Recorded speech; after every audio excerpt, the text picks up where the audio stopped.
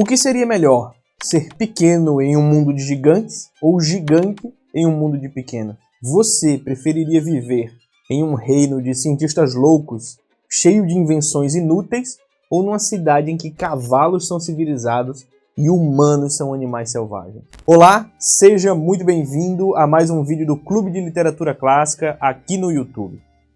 O box deste mês do Clube de Literatura Clássica tem como livro principal Viagens de Gulliver, de Jonathan Swift. Hoje vamos conversar sobre as maiores viagens da história da literatura. Vamos desbravar céus, mares, terras e até o espaço para entender por que o ser humano ama tanto visitar novos lugares, desbravar os limites do desconhecido e explorar mares nunca dantes navegados.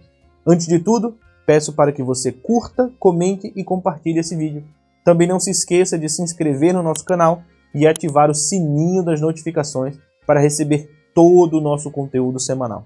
Você já ouviu o ditado errar é humano? Ele pode significar que é comum homens cometerem erros, mas errar nessa frase também tem um outro sentido, sentido de vaguear, viajar, andar sem rumo. Desde que o homem tornou-se homem, passamos a errar pelo mundo em busca de algo que muitas vezes nem sabemos o que é. É por isso que histórias de viagem sempre foram muito comuns na literatura. Talvez tudo começa com Ulisses na Odisseia de Homero.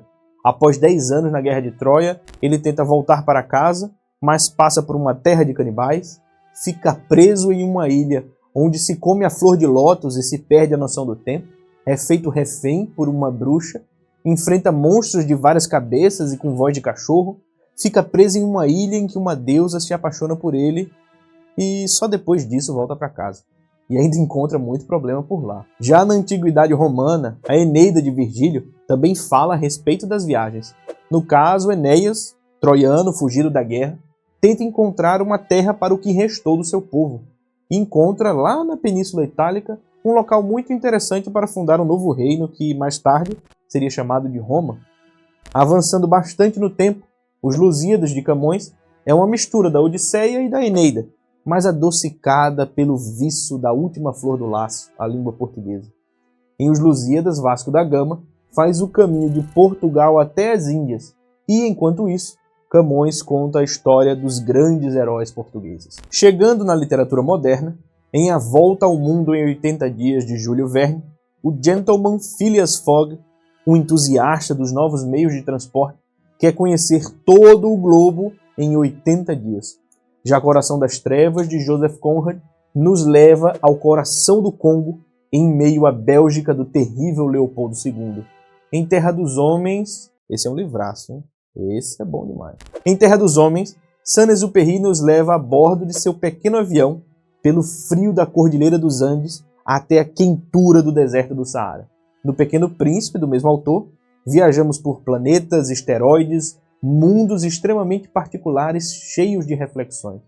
Entre os brasileiros, Jorge de Lima narra, em A Invenção de Orfeu, uma viagem surrealista, poética e imaginativa, até uma ilha misteriosa que pode ser o homem, a eternidade ou até, quem sabe, a própria poesia. Há diversas outras grandes histórias sobre viagem na literatura, como a viagem de Frodo e Sam para destruir o Um Anel em O Senhor dos Anéis, ou a louca jornada de On the Road, de Jack Kerouac, e, chegando até os contemporâneos, uma road trip pela terra pós-apocalíptica, como em A Estrada, de Cormac McCarthy.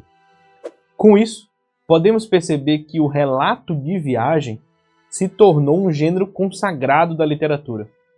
Essa é uma questão muito interessante. Por que se escreve tanto sobre viagem? Além dos já citados, outros grandes autores como Goethe, Charles Darwin, Robert Louis Stevenson, Goncharov, Graham Greene, Montaigne e Marco Polo relataram suas viagens em livros. Isso acontece porque, em viagens, desbravamos o desconhecido. Pense bem agora em uma viagem marcante da sua vida. Aquela que você fez com seus pais quando era criança, ou na sua lua de mel, ou quando viajou sozinho para conhecer algum lugar. Seja para perto ou para longe, para fora ou para dentro do seu próprio país, sozinho ou acompanhado, em uma viagem entramos sempre na terra do desconhecido. E a literatura também sempre foi um espaço para a especulação, imaginação e a descoberta. O gênero do romance é, sempre ou quase sempre, a história de um personagem à beira do seu limite. Nas viagens, esse limite se esfacela e nós passamos a conhecer o que há além das montanhas, do mar, do horizonte e até do próprio céu. E aí surge outra pergunta: por que ler esses relatos de viagem? C.S. Lewis, o grande autor de As Crônicas de Nárnia, escreve assim: ao ler a grande literatura, eu me torno 1000 homens e, mesmo assim, eu continuo a ser eu mesmo. Na literatura de viagem, posso conhecer 1000 mundos sem sair do lugar. E mais do que isso, a partir da visão desses autores consagrados, eu posso perceber a realidade de um outro modo. Aliás, na maioria dos livros sobre viagens, o objetivo nem sempre é conhecer outros lugares, mas entender como a busca pelo desconhecido pode fazer com que o leitor conheça mais a si mesmo.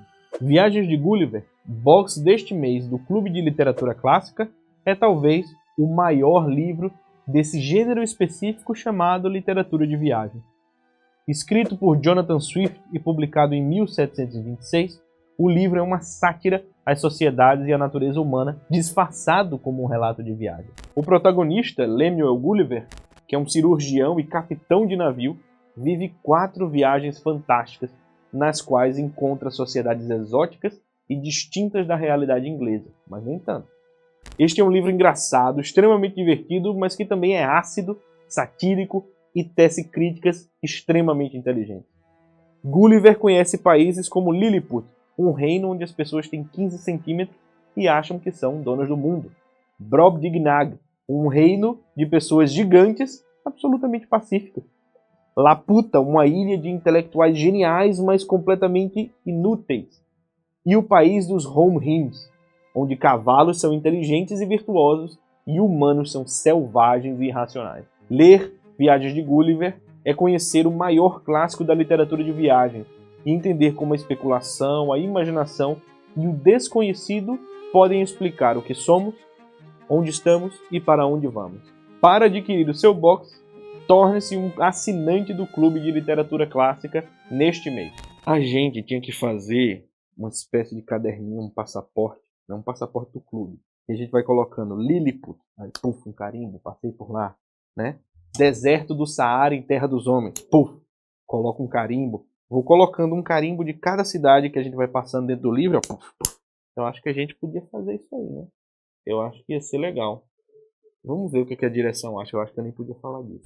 Agora me diz você, que lugares você quer conhecer tanto na realidade quanto na literatura?